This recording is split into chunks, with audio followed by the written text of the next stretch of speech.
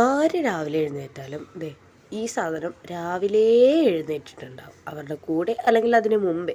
അപ്പം ദേ ഇന്നും ഒരു വെളുപ്പിനേ മുതലുള്ള ഷൂട്ടിങ്ങാണ്. കാരണം രാവിലെ ഒരു ഗ്ലാസ് ചായ കുടിച്ചിട്ട് ഞാൻ ദേ മേമയുടെ അടുത്തോട്ട് പോവാം കേട്ടോ. ഇന്നും മേമയുടെ അടുത്തോട്ട് പോകാൻ കാരണം ഇന്ന് പേപ്പർ വരുവാണ്. സോ ഞാൻ കരുതി അവിടെ പോയി കഴിഞ്ഞാൽ എനിക്കൊരു കണ്ടന്റിലുള്ള സ്കോപ്പാവും. അങ്ങനെ എൻ്റെ അവിടെ ചെന്നു.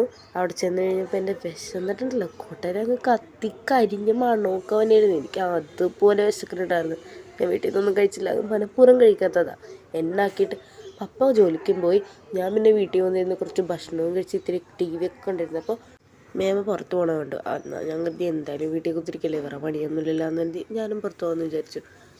ആദ്യം തന്നെ പേപ്പർ വന്നിട്ട് സ്പെഷ്യലായിട്ട് ബീഫ് മേടിക്കാനായിട്ടോ പോയത്. ബീഫ് മാത്രം മേടിച്ചുള്ളൂ, വേറെ ഒന്നും മേടിച്ചില്ല.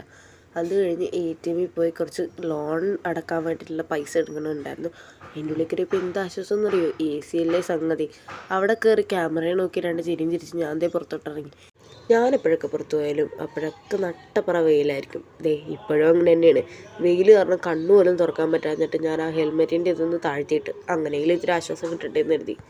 പിന്നെ ഞങ്ങൾ യൂണിയൻ ബാങ്കിലോട്ട് കേട്ടോ പോയത്. ആ ATM നിന്ന് എടുത്ത പൈസ അടക്കണ്ടേ, അതിനു വേണ്ടിയാണ് പോയത്. അവിടെ ചെന്ന് കഴിഞ്ഞപ്പോൾ മേമ എന്താ കിളി പോയ പോലെയൊക്കെ നിൽക്കുന്നുണ്ടായിരുന്നു. ഞാനതൊന്നും നോക്കില്ല, കാരണം നമുക്ക് ഈ വക കാര്യങ്ങളൊന്നും ഒരു ABCD പോലും അറിയാൻ പാടില്ല. അതും കഴിഞ്ഞ് എന്നെ കൊണ്ട് പോയ സൊസൈറ്റിയിലോട്ടാട്ടോ. ഞാനാണെങ്കിൽ ആ ഹെൽമെറ്റ് തലേന്ന് ഊരുമ്പോൾ മറ്റേ ചട്ടിയും പോലെ ഇരിക്കണേണ്. മുടിയൊന്ന് നേരെയാക്കാൻ ഞാൻ വിട്ട പാട് എനിക്കറിയാം. പിന്നെ അവിടെ കയറി കഴിഞ്ഞപ്പോൾ അവിടെയും തണുപ്പായിരുന്നു. അവിടെ പിന്നെ വലിയ കുഴപ്പമുണ്ടായിരുന്നില്ല. പക്ഷേ ആ തണുപ്പത്ത് വീണ്ടും ഞാൻ പോസ്റ്റായി. അങ്ങനെ കുറച്ച് നേരം കഴിഞ്ഞപ്പോൾ മേമയുടെ കാര്യങ്ങളൊക്കെ കഴിഞ്ഞ് മേമ തിരിച്ചു വന്നു. നേരെ വീട്ടിലോട്ടൊന്ന് പറഞ്ഞ് പോയാലും ബേക്കറി കയറിയില്ലെങ്കിൽ എന്താ സുഖമല്ലേ. അങ്ങനെ ബേക്കറിയിൽ കയറാണ് കേട്ടോ.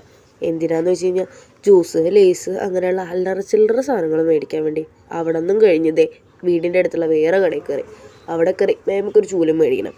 ചൂലും മേടിച്ച് ആ നട്ടപ്പൊരി വെയിലത്ത് തളർന്ന അവശതയായി ഞാൻ എത്തിയിട്ടുണ്ട്. അപ്പോൾ ബൈ.